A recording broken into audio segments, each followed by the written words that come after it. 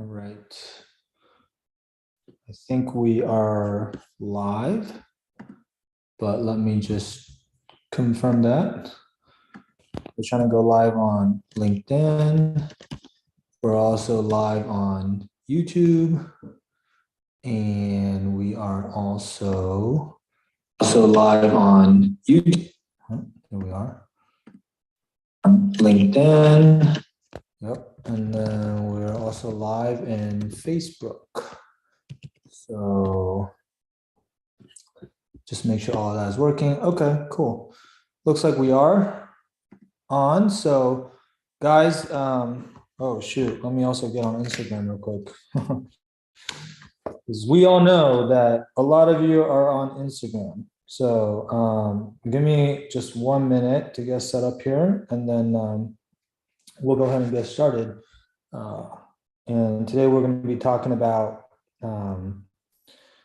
obviously just like investment banking, recruiting in general, but also the more specifically, I think what's top of mind for people right now is the summer 2023 recruiting process, because we're kind of like starting to enter into the second half of that process. And so if you are currently a rising junior and you're recruiting for summer 2023 and you are still looking, you might be getting a little bit nervous or whatever. Feel free to bring your questions, and we'll try to answer as many questions as we can on this call today. Okay. Whether it's like, you have trouble getting interviews, or you have, or maybe you've been getting interviews and you are just not passing them, right? Either or, that's, stuff that we're really, really good at, and we can definitely help you with that. So let me first get my login here for IG. Give me 1 second. Wall Street Mastermind. Sorry, guys, just bear with me here. Almost there.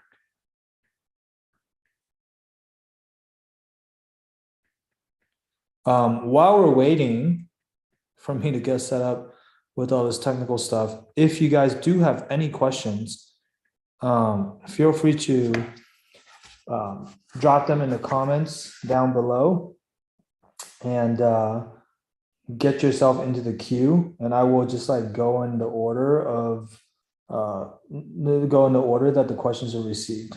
Okay. So let me see here. What do I want to say? I'm going to say investment.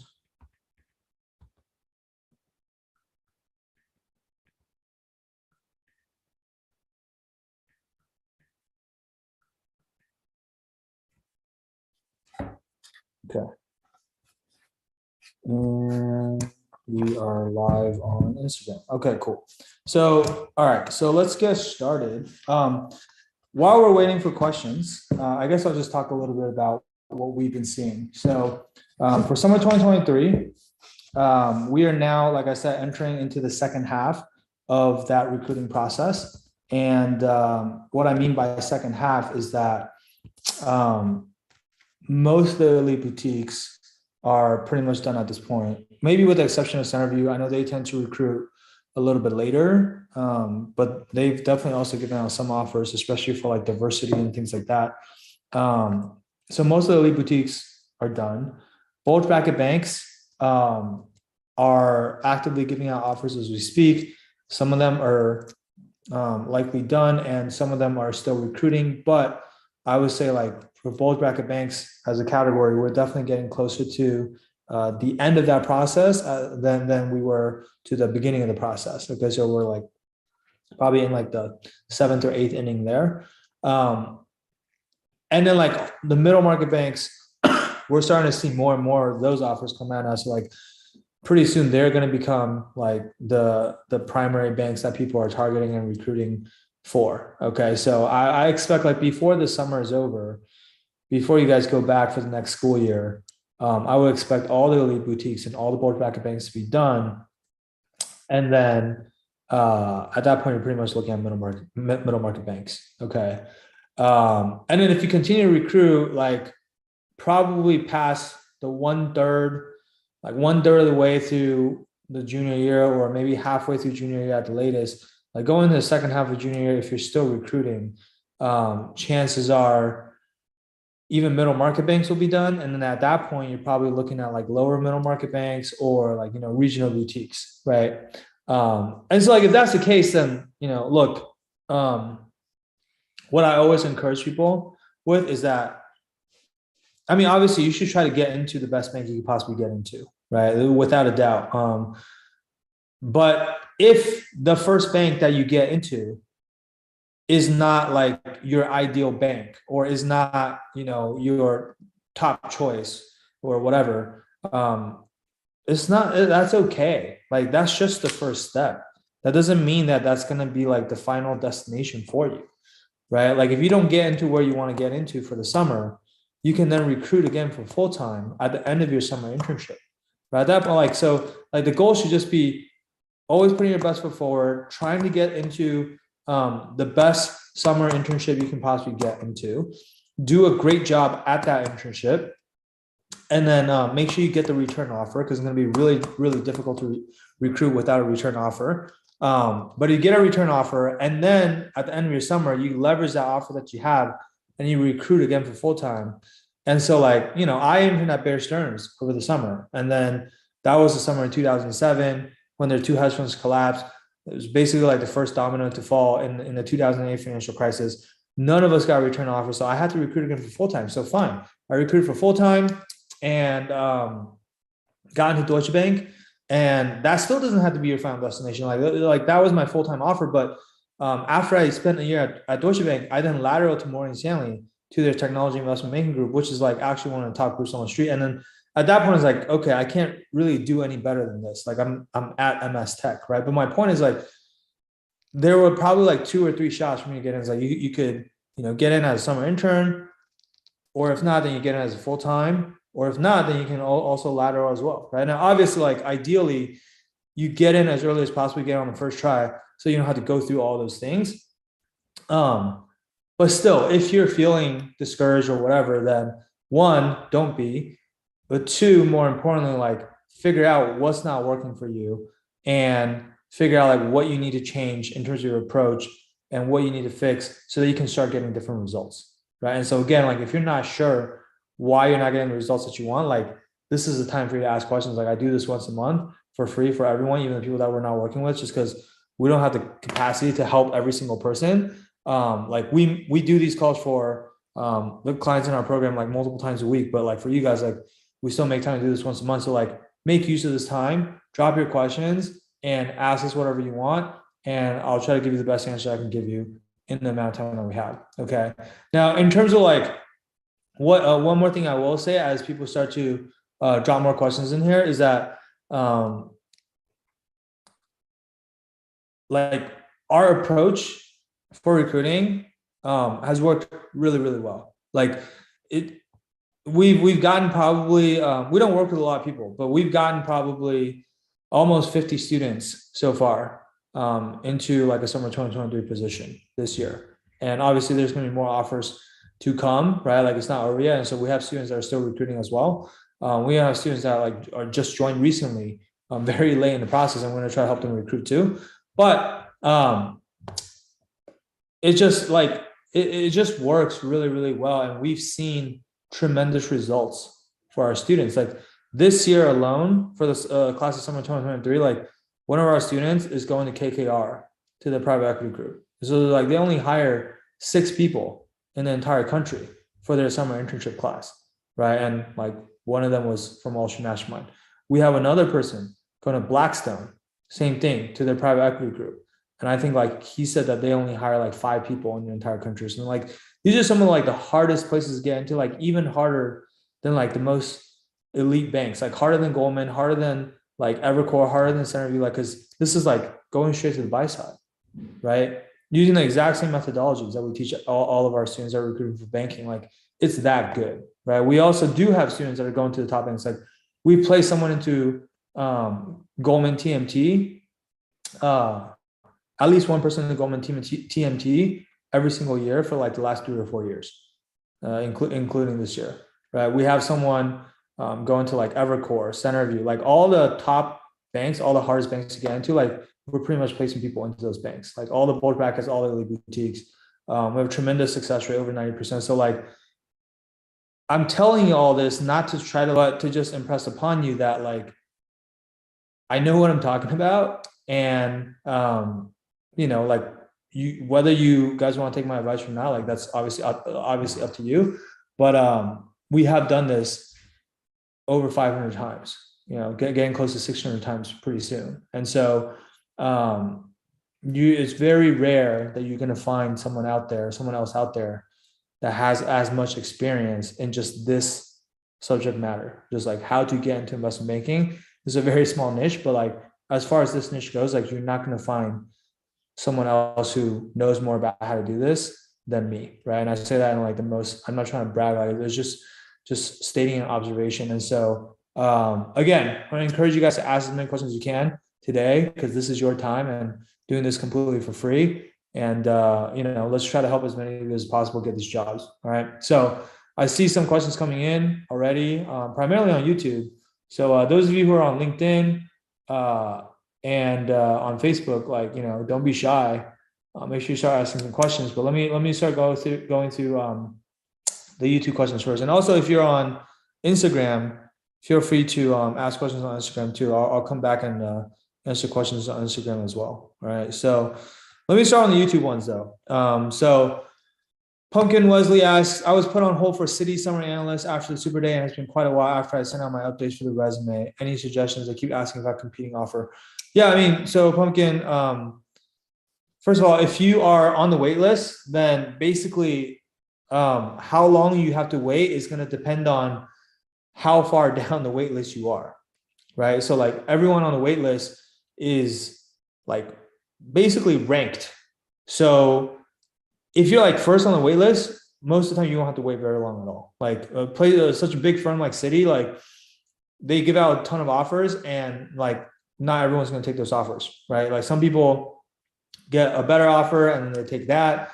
Other people maybe will accept the offer from Citi and then they'll actually go and like out and get an even better offer later because another firm is recruiting later, and then like they'll renege, right? In which case like they might still come back to you. So like we've had students that we've worked with that had to wait weeks. We've had students that we worked with that had to wait months. I have a student that actually got an offer from Citi, ironically, and then she was on the wait list for Bank of America, and they didn't get back to her, so she just took her Citi offer. And then Bank of America, just like earlier this week, came back and took her off the wait list and gave her an offer. And so, now she's like kind of debating what to do, right? But like, I don't know what she's gonna do. I think she'll probably most likely keep her Citi offer. But like, say if someone like that, like if someone like her decided to actually take the Bank of America offer instead, then one more spot will open up, and then like they'll just move down the line and see like, I mean, I don't know how far down you are, so I don't know how long it's gonna take to get to you. So it could be a while, it could be never, right? Yeah, it might never get to you. So the best thing you can do, to your point, since they're asking you if you have a competing offer, is that you need to keep recruiting and keep trying to get other offers, right? If you can get other offers, then you can try to like bring that back to them and try to leverage it and show them like, hey, I have this other offer. And sometimes like that'll force them to give you a response sooner, right? Or sometimes like that might like move you up the list or whatever, right? And so that's pretty much like the best thing you can do right now is like go out and get like other offers. Okay. And the other thing is like, obviously, if you were put on hold, like if you're on the wait list, you got to ask yourself, like, what could you have done better in the interview? Like whether it was a behavioral interview or a technical interview, like be able to do some introspection on where you messed up, right? What you left on the table. And if you can't figure that out, then it's time for you to get help. A lot of times like these things are kind of in a blind spot. Like you're not messing up on purpose, obviously. Like you're messing up because you didn't know you're messing up, right? So if you can't figure out what else you should be improving, or like worse yet, if you feel like, yeah, I absolutely crushed that, I thought I did great, but like I'm just not getting the results that I want to see, then something's wrong, right? So then like you got to get help. Okay. Hope that helps. Leah says, hi Sam, good to see you. Yeah, good to see you, Leah. The next person, let's see, who's this next question from? I don't think so. Okay. Will you ever suggest applying for a master's at a target school if you don't receive the best offers? I mean, it depends, right? Like masters in what? I mean, typically when people get a master's, it's like either a master's in finance or master's in business administration, like an MBA, right? And they're like two, um, both viable but different paths to get into investment banking through. But they have different pros and cons, and they make sense for different people with different profiles, and they don't make sense at all for other people. So like, I don't know enough about you to say like whether I would suggest applying for a master's program. Um, so like when you say like if you don't receive the best offers, that kind of like I'm interpreting that as you did get offers, but it might not be like the best offer that you want, right? So like I don't know like what is the bank that you got the offer from, and like what are the banks that you're aiming for? Like maybe if you provide me with a bit more context, I'm happy to maybe give you a better answer, or like alternatively, like what you could do is um if you want to like book a call with our team, like we're happy to like learn more about your situation if you don't want to talk about it publicly, and we're happy to learn more about your situation and give you some advice and also see like if or how we might be able to help. Okay. Vaishnav, hey Sam, hey, what's going on, man? Leah asks, once you get a summer analyst internship, how do you convert your offer to a full-time role? I've heard that conversion rates vary. Yeah, I mean, like, you think about like summer internship, like if your bank is like a sports team, the summer internship is basically like the tryout, right? And so like you basically going through like a 9 or 10 week tryout where they're monitoring like everything you do and seeing like how you perform, and they're only going to keep like the ones that they like, right? And conversion rate does vary from bank to bank, but generally I would say like the conversion rate should be pretty high. I mean, like, look, anything can happen. Like if the market goes into a recession or whatever and banks decide to like tighten their belts, then the offer rate is going to be lower, right? They're still going to hire people no matter what. The offer rate might be lower, but like the bottom line is like, you're being compared against all of your peers, and they're going to have whatever quota they have in terms of people that they want to hire, depending on how the market's doing. And then like, you just have to make the cut.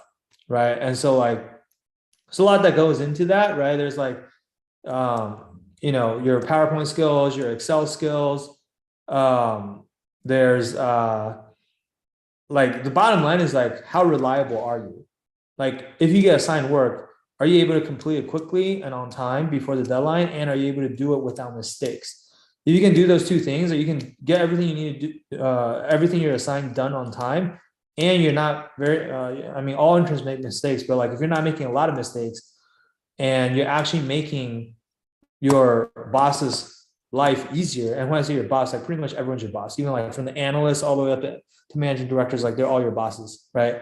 You have to be making their lives easier. If you're not making their lives easier, like they assign you work and you do it and it's really bad quality and have to go back and check your work multiple times and have to redo your work and whatever, you're just actually like slowing them down, then you're not being an asset to the team, right? So I think like being reliable and having a good attitude, like those two things are probably like the most important things and go a long way, right? When I say like have a good attitude, I mean like banking can be a grind, right? And it's not for everyone. The hours are long. It's very demanding. And like, are you able to do everything with a smile on your face? Are you like grumpy all the time and like trying to dodge work and dodge staffings and whatever, right? So hopefully that makes sense. Okay. Excuse me. Vaishnav asks, I'm an MSF student starting from fall 2022. It's a 10-month program. What's the approach I should be taking to get an IB? So yeah, if you start in fall 2022 in a 10-month program, that means you're graduating in like May 2023, right? So effectively, you're the same as like the rising seniors right now, like the people that are in undergrad and they are they have like a May 2023 graduation date. That's kind of like the same boat that you're in, right? And so I don't know what you're doing this summer, but like this summer 2022 is like a very important summer for you, because that's like effectively your junior summer or your last summer in school, right? So you got to make sure you're doing a highly relevant internship this summer so that you can leverage that for full-time recruiting for the 2023 graduating class. And full-time recruiting for the 2023 graduating class, again, it will start in about August, in about 2 months from now, right? So So again, like this is like the question doesn't have enough context. So like I don't know anything about your background. I don't know what you're doing this summer. I don't know if you're an international student or not. Like those are all pretty important details that are missing. So you can either ask some more context, and I can give you more specific feedback, or sorry, excuse me. Recently caught COVID at my own wedding, and so I'm still recovering for that. But yeah, like at a high level, it's like you're basically a rising senior for recruiting purposes, and you got to recruit at the end of the summer for full time. Let me come over to the Instagram real quick, because the questions are kind of building up here. Let me see here. So on Instagram, Charlie Zaldivar asked, do you know anything about the MLT PE accelerator? No, I don't know too much about it, to be honest. MLT, I think, is that the diversity program? That's kind of like the SEO or something like that, right? So I've heard of the organization, but I can't say that I really know anything about the program. So sorry, I don't have too much insights there. Salim Al-Wazir asks, to what extent do having strong connections matter in getting into big and elite banks? I mean, yeah, it matters. Like, like to get selected for these interviews at these top banks, especially, like they get so many resumes and so many applicants. Like if you want to get selected, more often than not, you're going to have to network. You're going to have to rely on like having people at the bank who know you and like you and are willing to vouch for you. And so it's very, very important, right? But like that doesn't mean that you have to like already have these connections like built into your network. Like, oh, you don't have to be like born into a rich family, or you don't even necessarily have to go to like, a top Ivy League school or whatever. Like, yeah, doing all those things help, makes it easier. But like, again, like I said, over 50% of our students don't go to target schools, like 55% to be precise. And we still have over 90% success rate. So like, if you don't go to a target school, you don't have a lot of these like alumni connections that are built into your network or whatever, then the important thing is for you to like go out and learn how to build those connections yourself, right? Like that's what networking is. Okay. And then like, not just build those connections, but like, how do you get the person to like you enough and be impressed enough by you to want to go out of their way and help you? Okay. Brian Kamarami asks, as someone just starting out, what is the best tool to use to learn and develop the knowledge / skills needed?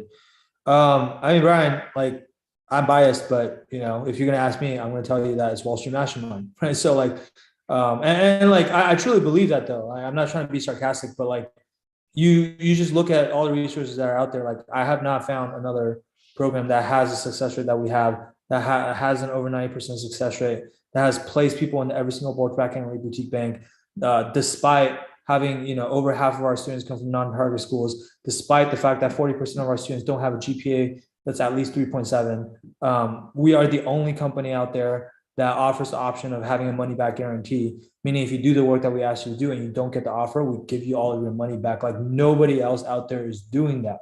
The only reason why we are doing that and that we're able to do that is because our program is that good, right? And so like, if you're looking for the best tool, like, yeah, I would say it's us. SW_Roop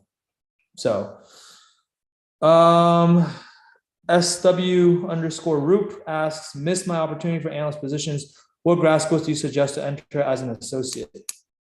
I mean, if you want to recruit for associates positions, then you got to get an MBA. And if you're going to go get an MBA for banking recruiting, like it's got to be like a top 10, top 20 program, right? I mean, like minimum top 20, I would say, but like ideally top 10, right? Like the higher ranked the school is, the better. Also for all these MBA programs, you can actually go on their website. You can pull their employment report, which they publish every year in terms of like, hey, here are where all of our graduates are going and where they're getting jobs from and what industry, and sometimes even like what firms.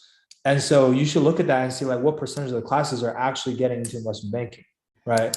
But that's also not like the only way to get in if you weren't able to get in from undergrad, right? Like that is one way to get in.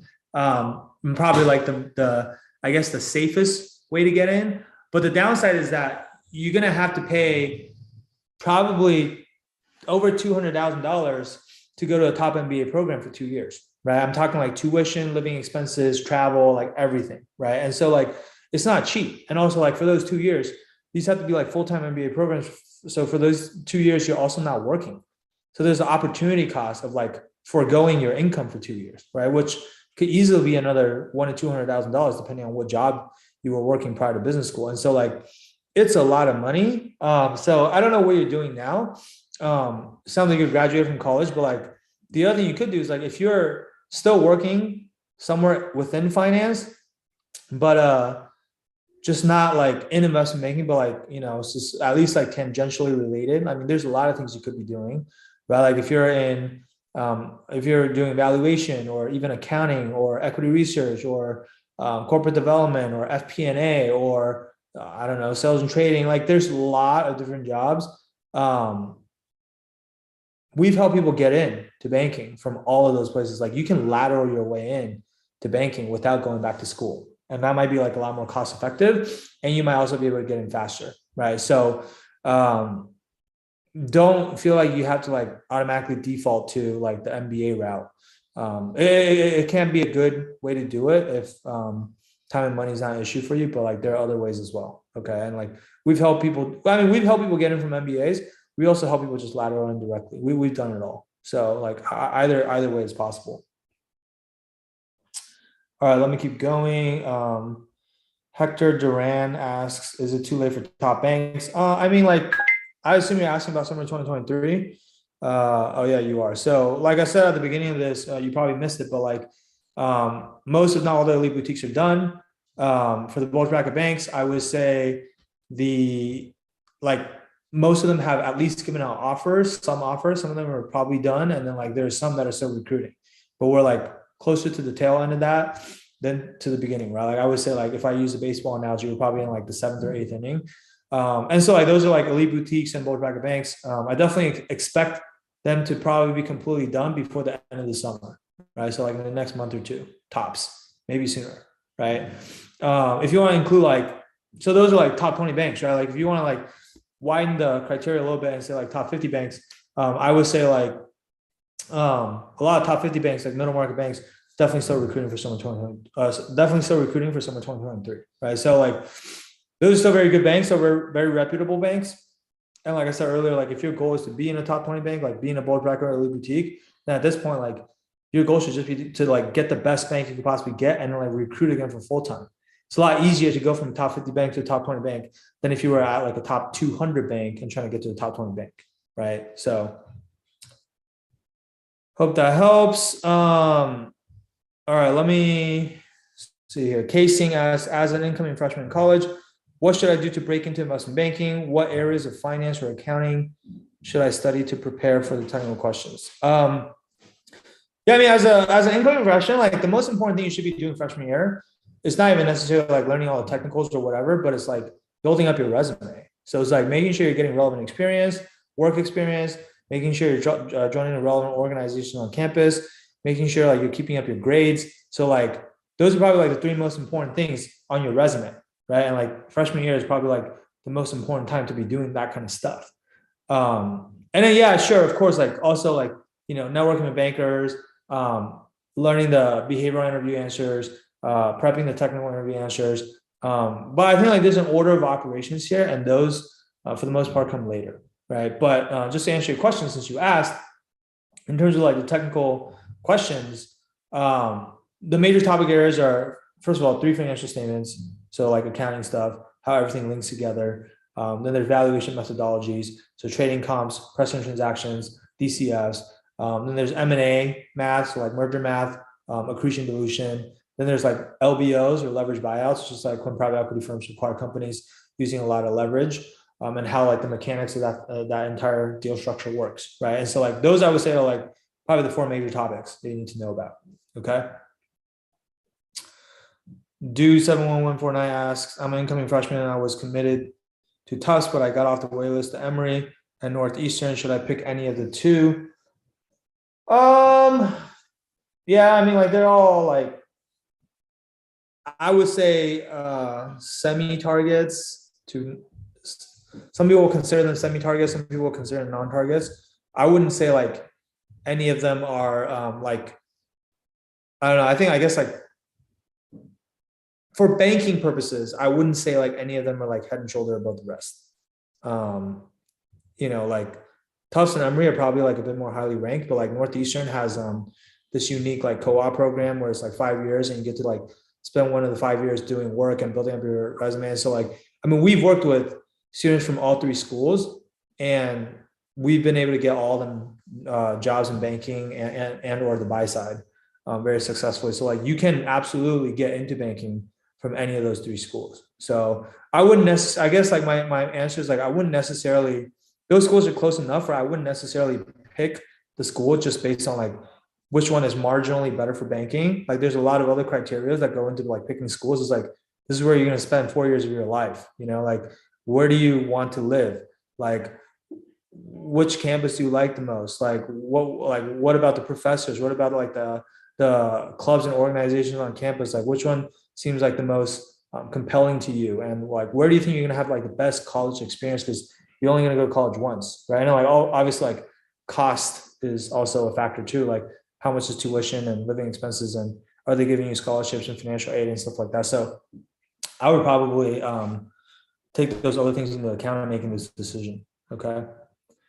Dookie 0721, is it possible to job switch from non-finance industry to banking? Yeah, it is, but it is harder, right? Depending on like what the non-finance industry is, right? I mean, we recently helped someone ladder. He was working at S&P Global, but like basically as like a customer service rep, I guess. Like they sell their software to investment banks, so the banks use their software, and then like he's the guy that like they submit like IT tickets to, basically, like helps them troubleshoot that. So like, is that finance? No. Like, is that really relevant to banking? Like, no. But he came in, worked with us, and then like in just 3 weeks, he ended up getting an offer at a real estate private equity firm. So now he's doing real estate private equity, right? Which is like pretty crazy. Like, it's just like you don't really hear stories like that, but like it's a true story. Right? Like, I mean, it's a real person. Like, you guys can talk to him if you want. But like, so yeah, like, is it doable? It is. But like, this guy, like, he was a super hard worker. He's like worked his butt off. He was getting paid like not that much at his S&P customer service job. So like, he actually had to work like a separate side job as like a security person, like a night shift or something on the weekends. So like between his two jobs, he was working like, I don't know, 70, 80 hours a week or something just to like make ends meet. And he still found the time to like basically like prep for his interview and network with people, and like just he worked insanely hard, right? And he deserves everything he got, right? But like, and obviously like we helped him with them, we gave him the proper guidance that he needed. But like, yeah, it's doable. But anything is possible, right? It's just like degree of difficulty, right? I don't really believe in the word impossible, All right, let me come back to YouTube, because YouTube's been asking a bunch of questions. I want to make sure I don't neglect you guys over here. And Instagram, I'll come back to you in a second. All right. So, all right.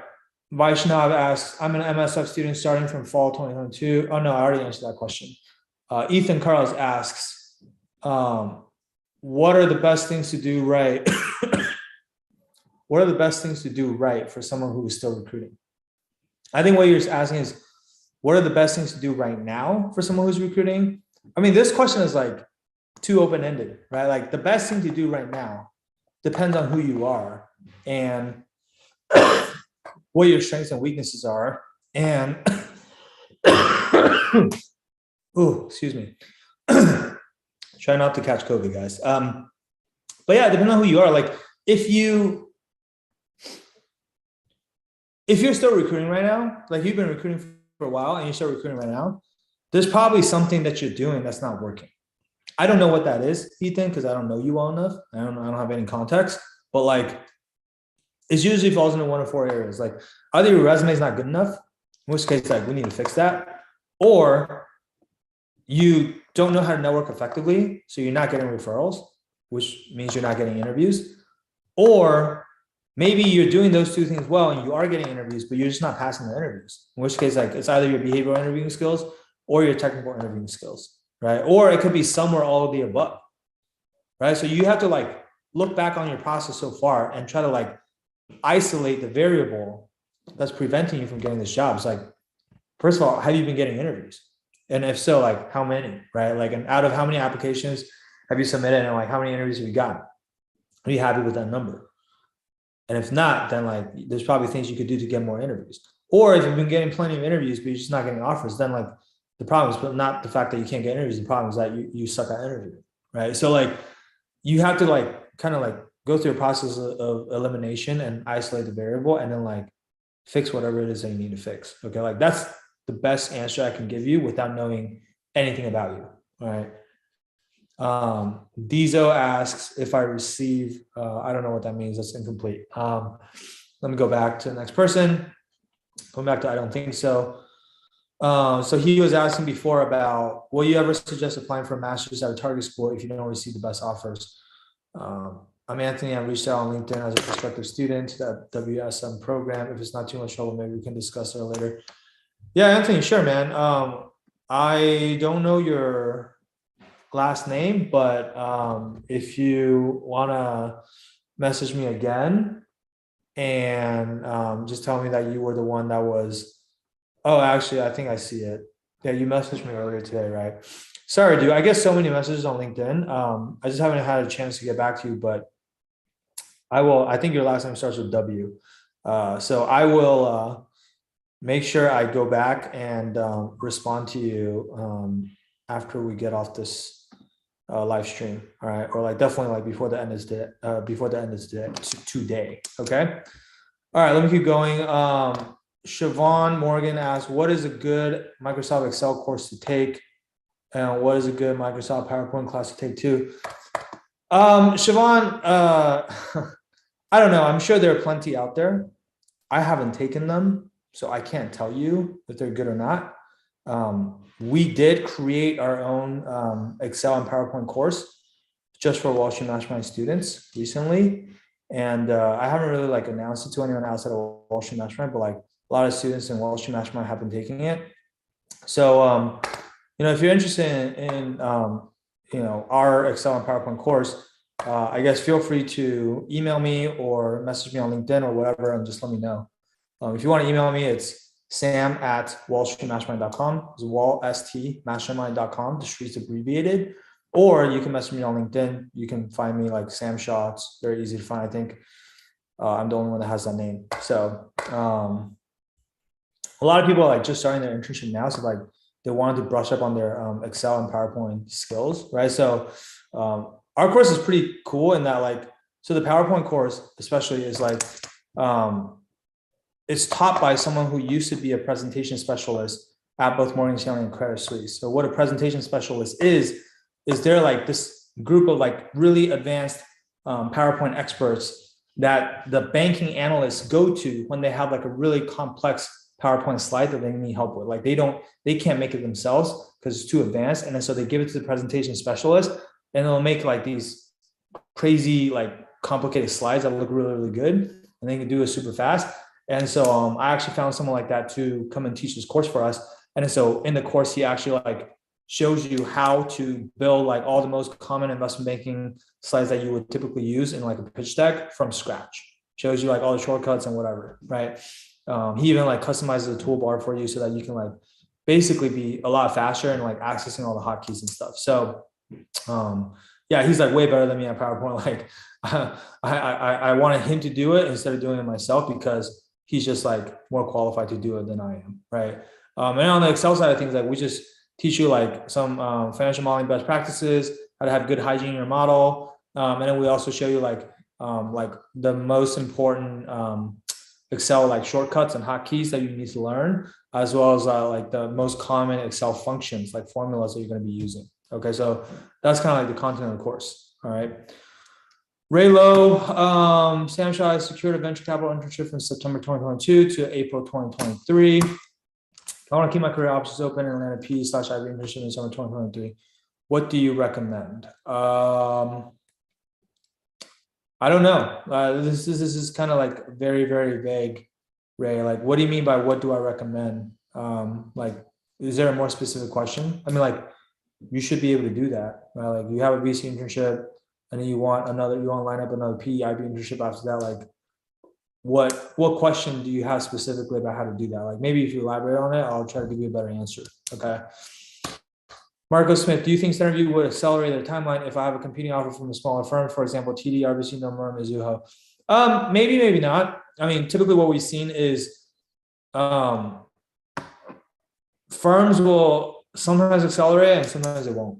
You know, part of it depends on like how much they like you, and not only how much they like you, but like who's the person that's pulling for you internally, like who's your networking contact that like is pounding the table for you. You know, if it's like a managing director, that's very different from like if it was like a first year analyst, right? And then like, yeah, like I think sometimes firms don't care if the competing offer you have is from like a bank that they don't view to be in like the same league as them, but like it never hurts to ask, right? Like if you have one of these competing offers, like it can't hurt, you know, at worst it's neutral, at best it helps, right? And so you should just check with them and let them know and see what they say.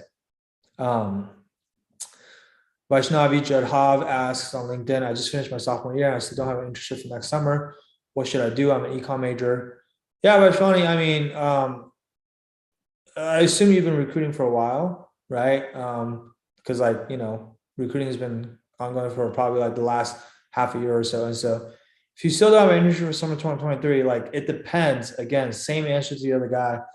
It depends on like why you don't have an internship yet. Like where are you stuck, right? Like are you stuck because you're not getting interviews? Or are you stuck because you are getting interviews, but you're just not passing the interviews? And like even within each of those areas, like not getting interviews could be because your resume is not good enough. It could be because you're not doing a good enough job networking. And if you're not passing interviews, it's either your behavioral interviews or your technical interviews. So like, or it could be somewhere all of the above, right? And so like we first need to identify and isolate like what is the problem area that you're encountering right now.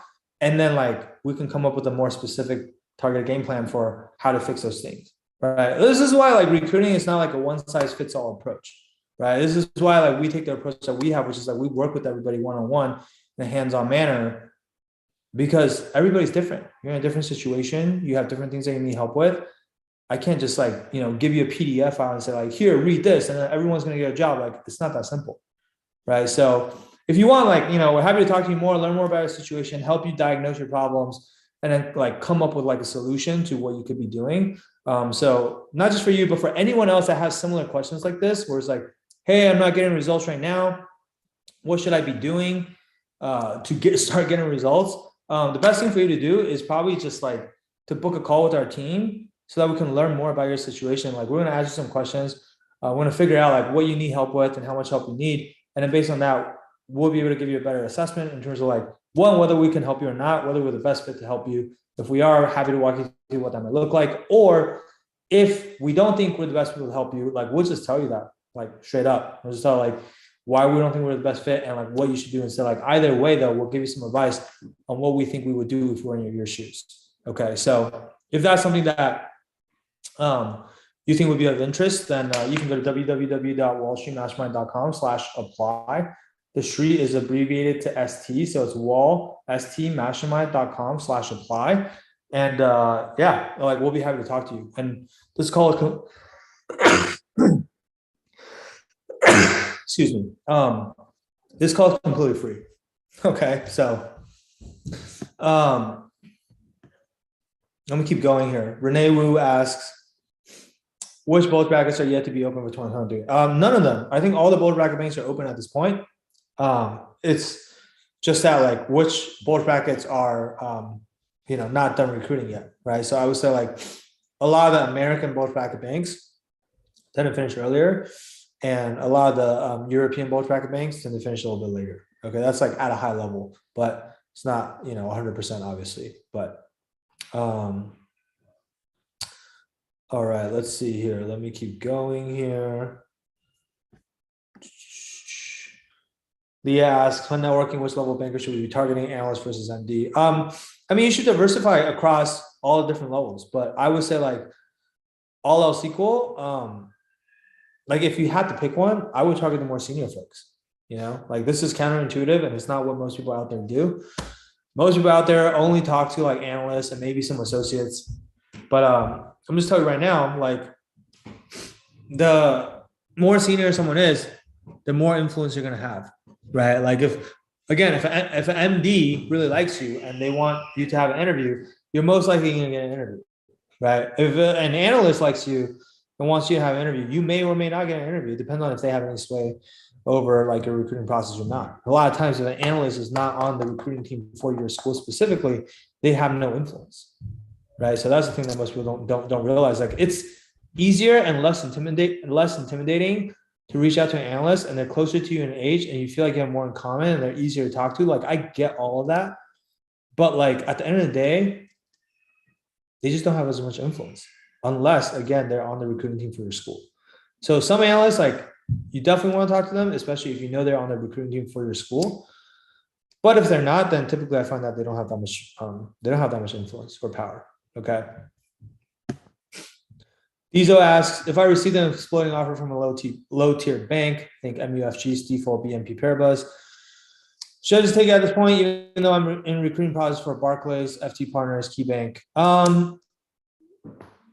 Yeah, I mean, like Barclays, like out of those banks, like Barclays is probably like in a league of its own. And then like, I would say after that, the rest of those banks are like a bit closer in terms of like the tier that they're in, right? So when you say low tier banks, so like, this is like the tricky situation that everyone always runs into, right? Which is like, should you take an offer if you still have other better banks that you're still holding out on? And I mean, the first thing I would do is try to accelerate with Barclays and FT Partners and KeyBank, and tell them you have an exploding offer. And if they are willing to accommodate you and accelerate you, then that's best case scenario. If they don't, then then you have to make a decision on whether you're comfortable with the act of reneging on an offer or not, right? Like this is a controversial topic. Some people are comfortable reneging, some people are not. There are some risks associated with reneging.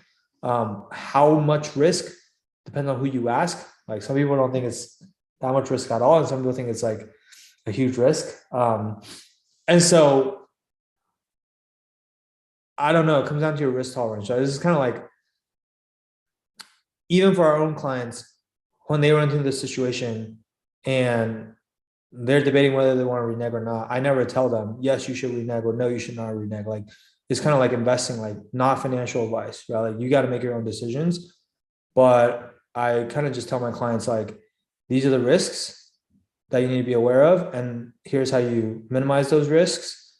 And you got to think about like the potential reward of like what's the incremental reward that you would get from going from bank one to bank two, and like, is that worth it to you, right? And so we have like an entire training on this in our program, but it's too long to get into here. But yeah, that gives you a framework for like how to think about it though.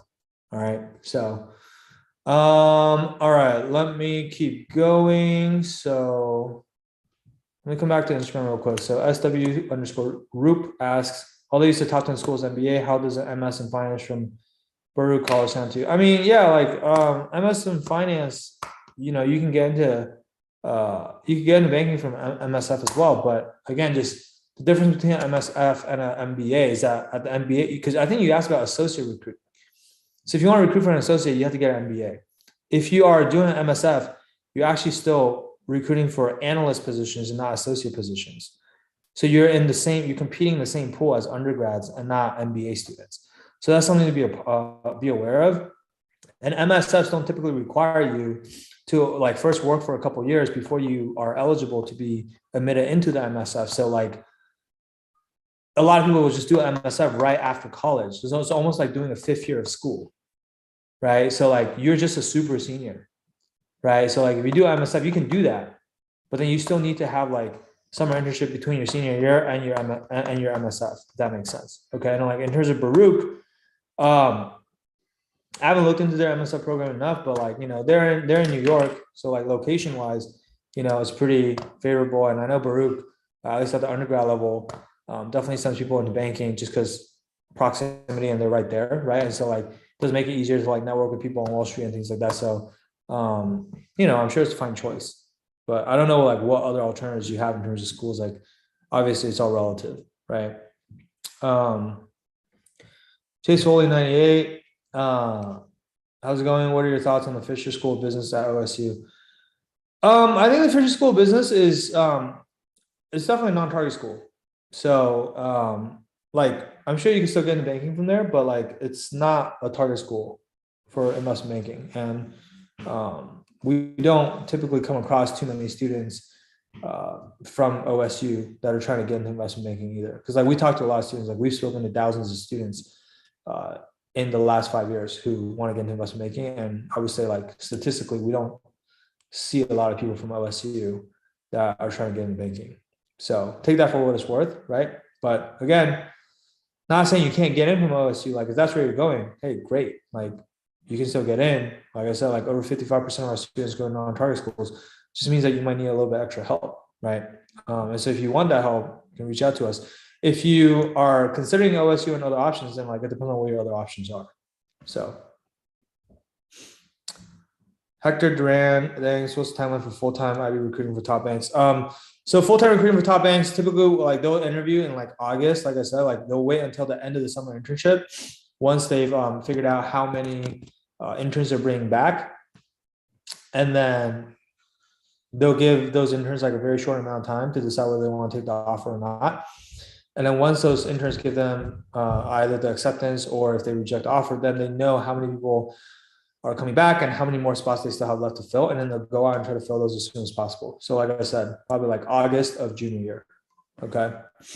But like if you're gunning for that, like you need to be networking for those positions leading up to that. So you can't wait until August to start recruiting. Like you want to be networking before that, right? So that you're on their radar, and if and when there is an opening, that they can like let you know about it, right? Or you can check back in with them. Phil Hockman asks, I've been at Bloomberg for 2 years, graduated from Michigan Ross in 2020. What do you think my networking strategy for IB M&A should be?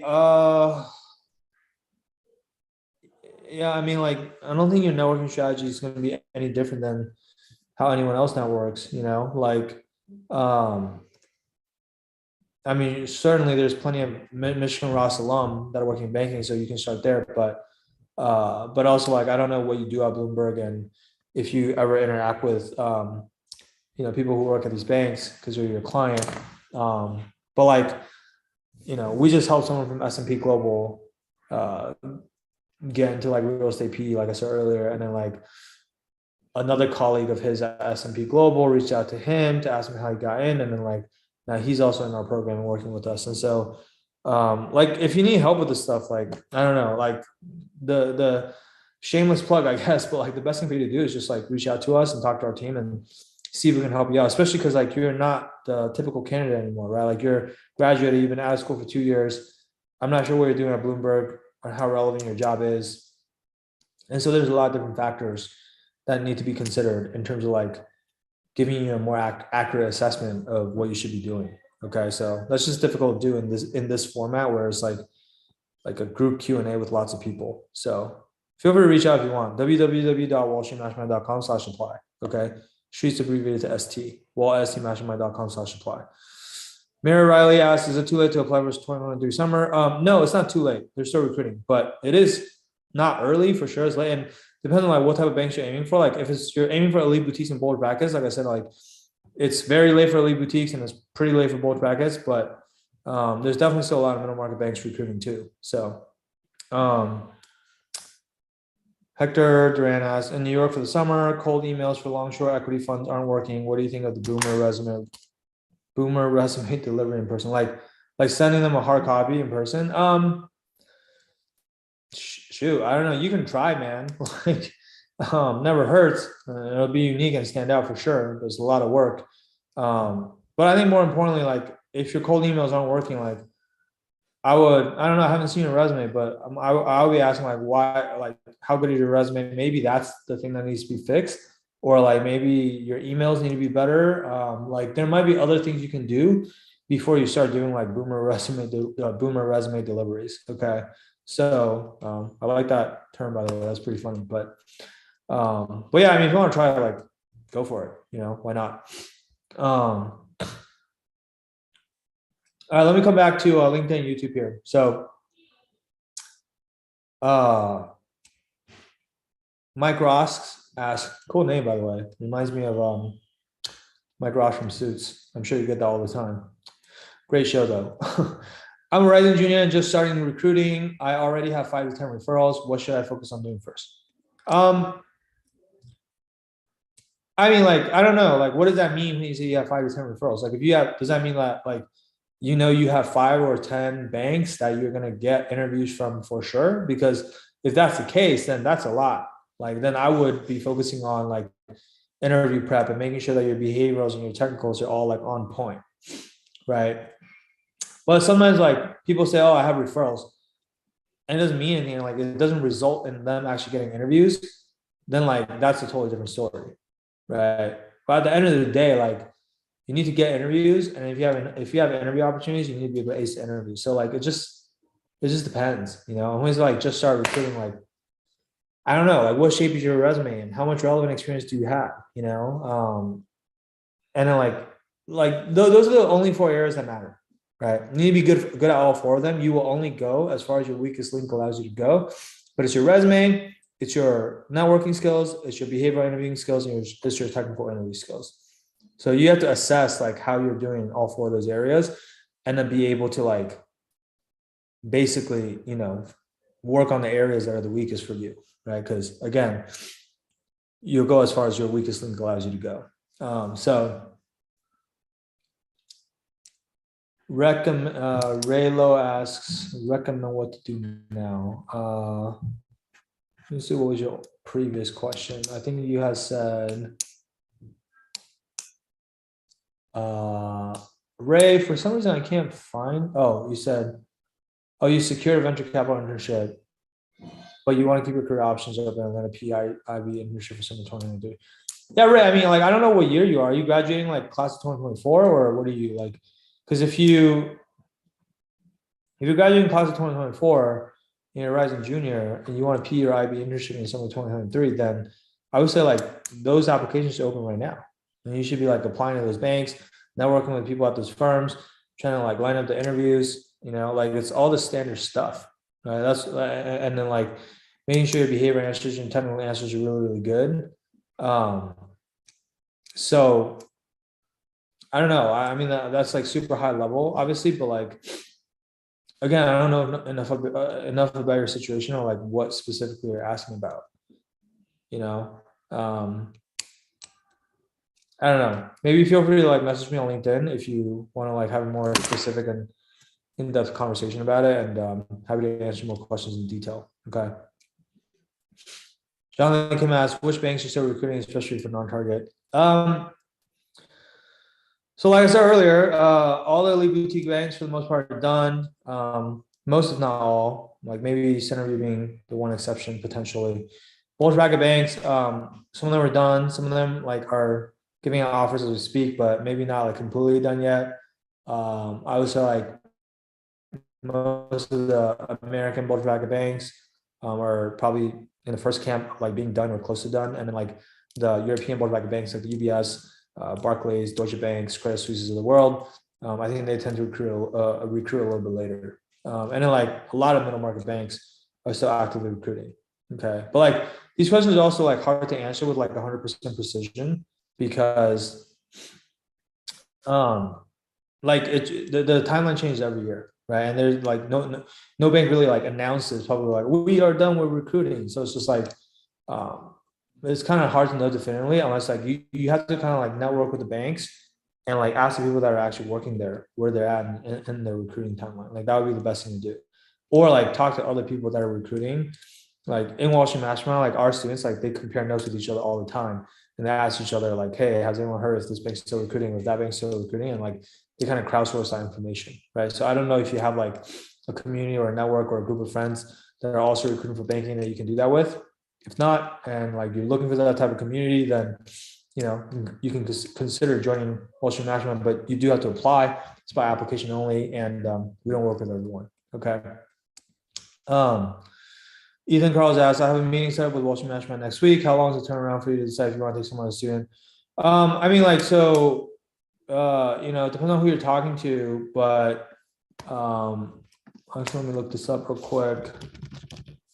So yeah, it looks like you're gonna be talking with Joseph, right? So like if you're talking with Joseph, it should be pretty quick. Like Joseph's gonna talk to you on that call and ask you some questions, learn more about your situation, what you need help with, how much help you need, and like based on what you tell him, he should be able to make an assessment right then and there on whether you're a good fit for the program or not, right? And if he thinks you are, then you guys can talk about what that might look like. So we're not going to be the bottleneck for you if you do decide to work with us. Like usually we find that like it's like the student that maybe needs to like take some time to think about it, or need time to convince their parents or talk to their parents or whatever. So like if you are serious about working with us and like what save time is like if you talk to your parents about it beforehand and just like have them join that call with you on the spot so that they can also get all their questions answered right then and there. That's what I would encourage you to do. Okay. Let's see here. What else? On Instagram, Yola US asks, what is your LinkedIn? Yeah, just search for Sam Shah. So Sam, and the last name is SHIAH, and you'll find me. Like there's only, I don't think there are any other Sam Shahs out there. So any of you that like want to have like a more private one-on-one conversation with me, like best way to do that is probably just like, message me on LinkedIn, connect with me and message me on LinkedIn. Okay. Someone on LinkedIn is asking, I got my offer this past April for 2023. How do you recommend I spend the next year before I start? Yeah, congrats, dude. That's great. So, I mean, if you had the offer, what I would do is,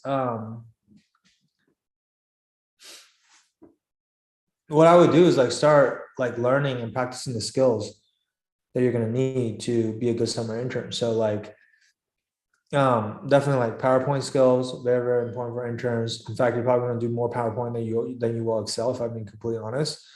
And then but yeah, and then like Excel, I was is like the second most important skills. Like those are probably like two skills that I would work on. And that's probably it. You can take financial modeling courses if you want to, but yeah, like those are probably the things I would be doing. To be clear, financial modeling courses are not necessary for you to get the job. Like they do not actually build financial models in the interviews. So I don't want you guys to get confused about that. Like a lot of people take financial modeling courses before they even got the job because they think like that's how they're going to learn the technicals. It's a horrible way to prep your technical interviews because your technical interviewers are not going to ask you to build a model on the spot. They're going to actually explain these concepts verbally, which is a totally different sport than like building a financial model. Okay, so like learning how to get the job and learning how to do the job are two different things. But since this guy already got his job, now he's asking what he should do to learn how to do the job. That's why I'm suggesting like, hey, it might make sense to learn something like that. Okay, so just want to like clarify that for people so that you guys don't waste time doing things that don't really matter at this stage. Okay. Raylo asks, do you know any middle market investment banks that are recruiting international students? Yeah, I mean, like so in our program, I don't know like off the top of my head, but in our program, there's two things that happen. Like all the international students, they're in their own Slack channels and they share intel with each other. They compare notes on like which bank sponsors and which ones don't. So again, they're kind of crowdsourcing that information. And then, excuse me. But like the tricky part is like this information changes every year, right? So like any given bank might sponsor this one year and they might not sponsor the following year. So like JP Morgan has sponsored in some years, in like the last few years, like they sponsor like probably like 2 out of the 4 years and they didn't sponsor the other 2 years. So it's like, I don't know who makes these rules and who decides, but like it just changes from year to year. That's why there's no like definitive list.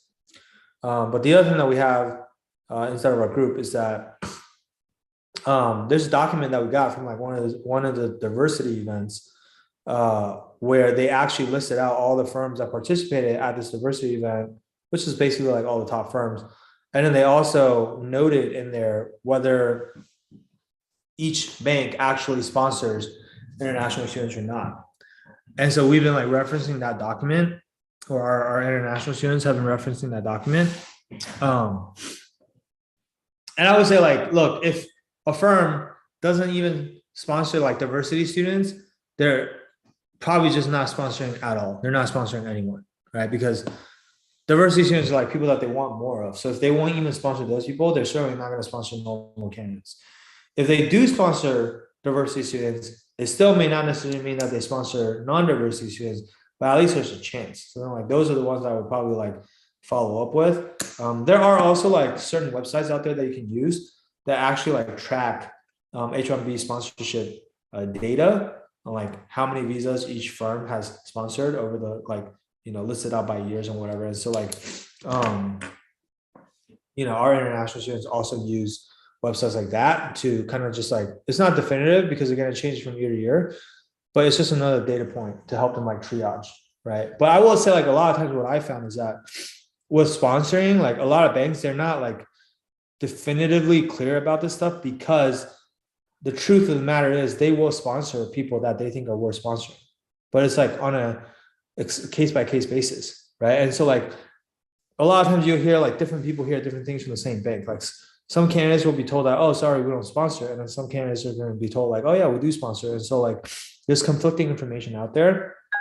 Ultimately, what it comes down to, if you're an international student, it's like, how good of a candidate are you? And are you like, you know, better than most of the candidates in the pool to the point where like you stand out and they want to go out of their way to hire you? Like that's essentially what it comes down to, right? So,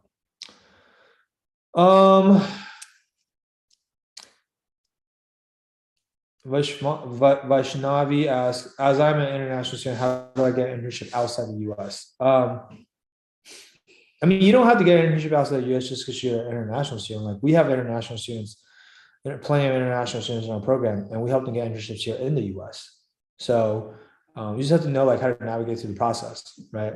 Ideally, if you want to end up with an offer here in the US, it's better if you have your internships experiences be in the US, because like a lot of international students, what they do is like they get internships from back home. Like Chinese students will get internships in China, and Indian students will get internships in India and whatever. And it's like their entire resume is all like just local internships from back home. And like usually when bankers see that, they discount that. They don't like that because their assumption is that if you can only get internships from back home, like you're just getting it all through like nepotism and just like, you know, favors from your family, family, friends, and friends of friends and whatever, right? And there's some truth to that, right? And so, yeah, ideally, like if I were you, I would actually try to get internships here in the US. And like, if you don't know how to do that, like we can help you with that. Just like reach out to us, okay? Leah asks, how many students do you usually accept / work with in the Wall Street National Program? I mean, like it varies, Leah. Like it depends on like the bandwidth of our team in any given month, and just like how we're feeling capacity wise. Students are constantly joining, like new students are constantly joining every month, but also new students are also rolling off the program every month. Basically like people that like end up securing an offer, like then they don't need help from us anymore. So like that number is like constantly fluctuating, right? But what I will say is, you know, we've been around for about 5 years and we've worked with, you know, 500 plus students, right? Like less than 600 still for sure. So like on average, like that's about, you know, just over 100 students a year, right? It's a very small percentage. Like you look at even just like in the United States alone, like Goldman Sachs had, I want to say like 75 or 75,000 applicants for the most recent recruiting cycle, right? And that's just one firm. So like out of all those people, like we are working with a very, very small percentage of the overall investment banking candidate pool, right? That's why like what we're doing is still a competitive advantage, because our students are not doing stuff that everyone else is already doing. It's not like everybody's already reading the Wall Street Oasis forum. Everybody's already reading the Breaking the Wall Street Guides. Everybody's like, if you're doing the same things that everyone's already doing, then like, what is your competitive advantage? Like, what is the edge? Like, there is none, right? And so like, if these banks only accept like, on average, like Goldman Sachs acceptance rate is about 1.5%. This is like public information. So they're accepting like 1 to 2 people out of 100 candidates, and you're doing the same things that everyone else is doing. Like, could you possibly get the job? Yes, of course, anything's possible. But like probability wise, like, is that highly likely? Like I would say no, right? So something to keep in mind. Like this is part of the reason why we try to keep our number of clients like very, very low, right?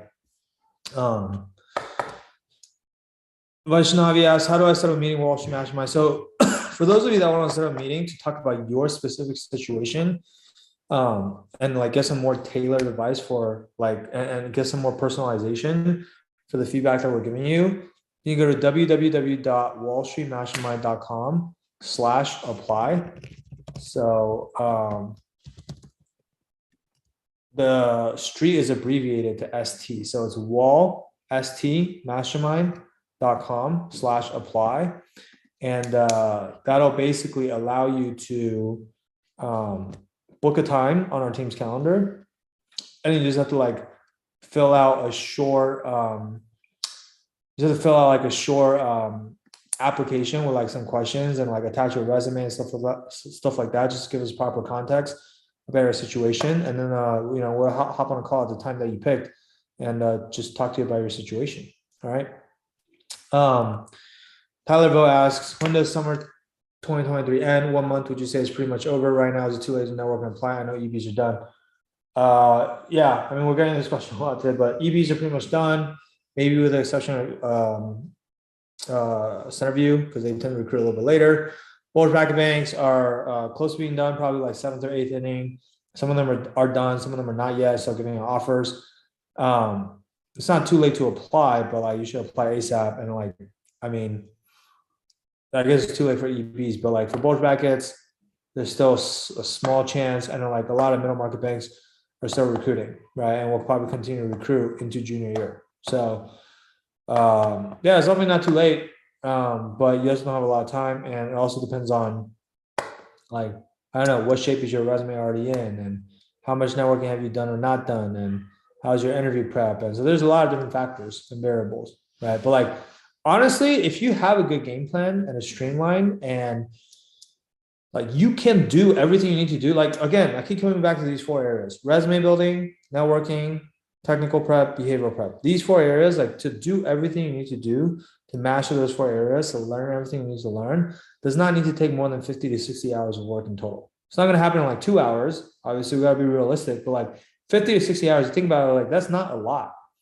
Like if you only spend an hour a day, like you could have that done in 2 months, right? Obviously, like if you're in a rush, you know you're behind, hopefully you would be able to dedicate more than an hour a day to recruiting, because it's that important. So we have clients that like go through our program and learn everything they need in like a month or less. Some people do in like a week or 2. We have people that learn all the technicals that they need for the interviews in like 3 or 4 days, and then they go out and they get like multiple offers from like bulge bracket and boutique banks. Like that's literally, if you have a good like framework and good system and good process that you're following, and you have the support that you need anytime you run into questions, like it doesn't need to take a long time. Okay. Vaishnavi says, I went on the site, but I can only see links to the alumni coffee chat. Yeah, that's the right link, Vaishnavi. So I was just like, book that. Usually what happens is like, you're going to talk to alumni first that has gone through our program and has already recruited successfully into some of the top banks.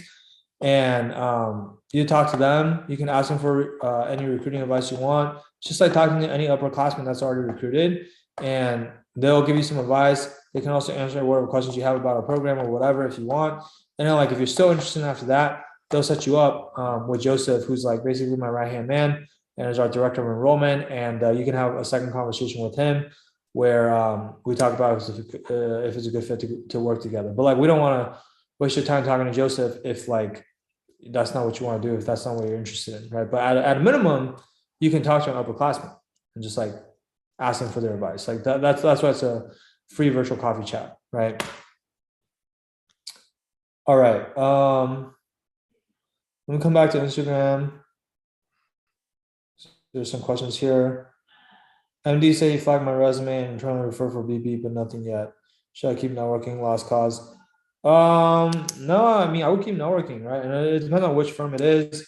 I would also like, depending on how long it is, you might like follow up with MD. I guess you said a month ago. Yeah, depending on what firm it is, depending on where they're at in the process, you at some point you definitely want to like follow up with the MD to see like if you can shed some light on where they're at in the process and what your status is. But yeah, no, like I wouldn't give up. Why would you give up? Casing asks, how do we join a private team? By our private team, I assume you mean like, how do you become like one of the students that we coach and help with the process, right? So like if that's what you want to do, again, go to www.wallstreetmastermind.com/apply. Okay. wallstmastermind.com/apply. The streets abbreviated to ST. And book a call with our team. Talk to us. We'll learn more about your situation. See if we can actually help you. What do you need help with? How much help do you need? Is it a good fit? If it is a good fit, and we feel very, very confident that we can get you into banking, then we'll invite you in the program. If we don't feel confident that we can get you into banking for whatever reason, we'll tell you why we don't feel confident, and we'll tell you like what we think you should do instead of working with us. Okay, so we'll give you some advice either way. Hopefully that helps. Musa and Kosi, Angeline asks, what's the acceptance rate for B of A internships? Yeah, it's going to be similar. Like all the bulge bracket banks, it's going to be between like 1% and 2%. So it's going to be very, very cut there. Like if you're looking at like a middle market bank, slightly easier, probably like around 3 to 5%, but still not very high. All right. So like, yeah, I mean like 1% to 2%, that's lower than like Ivy League schools, right? 3 to 5% is maybe like the top Ivy League schools. Like I think the Harvard is at like 4 or 5% acceptance rate, I want to say. Right. So that's like your frame of reference, right? All right, let me see here. Any other questions? I know we're a little bit over time, but happy to stay on and answer a few more if you guys have them. But it looks like I've cleared through all the questions on Instagram. On YouTube, they ask, in terms of resume, what are banks looking for exactly formatting wise? Honestly, like, so we have a free resume template, which we offer as part of our free course. And that resume template has worked really, really well. It's the exact same template that all of our clients use. Our clients get compliments on their resumes all the time. So it's way better than the Wall Street Oasis template, in my opinion. I'm biased, and it's better than most, if not all, the templates that we've seen out there. So if you want to grab that free course, you can just go to our website, www.wallstreetmastermind.com. Again, the streets abbreviated, so wallstmastermind.com. Then at the top, there's a drop-down menu. One of them says free course. You can click that, and all you have to do is like enter your email address, and then like we will send you access to this free course that you get like 14-day access to, and you'll be able to download. That's plenty of time for you to like download our resume, go through the training, learn how to use it, so on and so forth, and that should help you out. All right.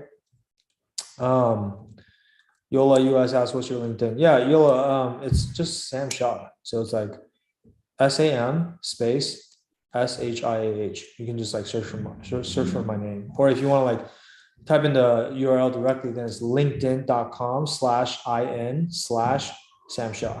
SAM SHIAH.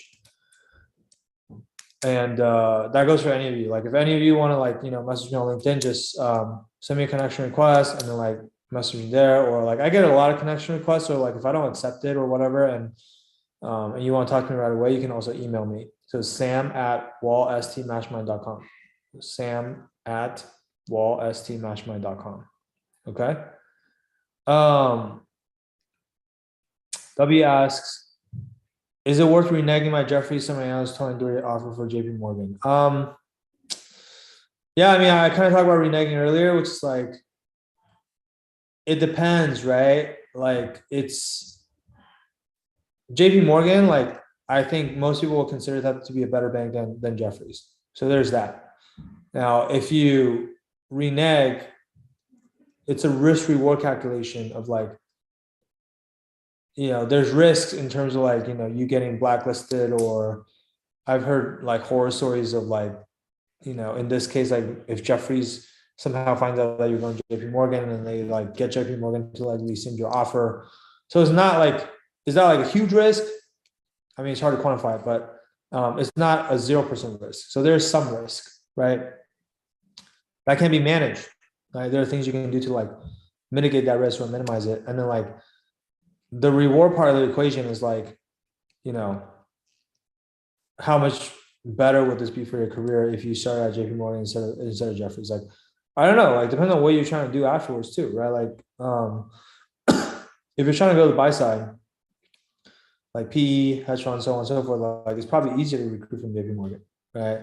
But that's like at a high level. I'm painting with really broad strokes here. Like we also don't know like what group you're going to be in at Jefferies and what group you're going to be in at JP Morgan. And sometimes you'd rather be at like a top group at a lesser bank than like at a, bad group at a higher ranked bank, right? Because it's not really about just the bank that you get into, it's about the group that you get into at those banks. And so like, there's not saying that, hey, if you just go to JP Morgan, then you're going to end up like better. Like that's an oversimplification, right? And so like I said, like I don't usually tell people like, yes, you should renege or no, you shouldn't renege. It's a very personal decision. There are risks involved. You need to decide if you're comfortable with those risks. And ultimately, at the end of the day, it's your career, right? So you got to do what's best for you, whatever you think that may be. So hopefully that helps. But congrats on having 2 offers, though. That's great. It's a good problem to have. So, all right. Any other last minute questions, guys? If you guys have other last minute questions, now would be the time to ask, and I might. I'm happy to stick around for 1 or 2 more. Otherwise, if there are no other questions, like I said, guys, I do these about once a month for those of you that are not in the program, not in our program, or like, officially as like a client that we're working with. But there's really only so much I can cover. I mean, I've been on here for about 80 minutes, so I've been talking for a long time, but there's only so much I can cover on these calls. And I try to get to as many questions as I can. But if you want like this type of access to me, like, pretty much 24/7, not just me, but me and my team, and also like our entire network of alumni and upperclassmen, a lot of whom are like now currently working at these top banks, or a lot of whom have like, accepted offers, but have not started yet for, future summers. It's a really, really helpful community, and everyone in there is winning together. And it's an awesome thing to be a part of. And so if you're interested in that, again, it is by application only. We don't work with everybody. We try to keep the number of students small so that we can give everyone the attention that they deserve, and give everyone like a very high quality, high touch, like white glove type service, right? And so like, if you want to be a part of that though, you can apply by going to www.wallstreetmastermind.com/apply. The street's abbreviated to ST. This is wallstmastermind.com/apply. Book a call with our team. We'll hop on, talk to you about your situation. At a minimum, give you some recruiting advice. Or if you're still interested in working with us after talking to one of our alumni, then like, we can have a further conversation about just exactly what that engagement will look like and how we think we might be able to help you. We're the only company out there that can consistently claim an over 90% success rate over the years. The only company out there that offers a money back guarantee. So we really put our money where our mouth is. Nobody else out there is doing what we're doing. If you're not ready to take that step and you just want to like, explore a bit further, like what we're about and whatnot, like I said, you can go to our website, wallstreetmastermind.com. Again, the streets abbreviated to ST, so wallstmastermind.com. And then there's a free course at the top on the drop down that you can download. You can get 14-day access to that. It's about 7 hours of free content that you can go through, just so you can like get a feel for like how we teach and what our style is and how we coach. And like, if you like what you see and then you want to have a call with us, great. Like, or if you don't like what you see and you don't want to talk to us, then like, that's great too. Like, then let's not waste each other's time. All right. So that's pretty much it, guys. I'm going to leave it there. And thank you guys all for tuning in. I know, we've been on here for almost an hour and a half. Hopefully this is helpful. And like I said, if you guys have more questions, feel free to connect with me on LinkedIn and send me a message, or email me directly at sam@wallstreetmastermind.com. All right. Other than that, guys, we'll be back with more of these in the near future. Probably, we usually do these on the first Tuesdays of every month. So the next one will probably be in early July. All right. So stay tuned for that. And I will talk to you guys soon. All right. Bye.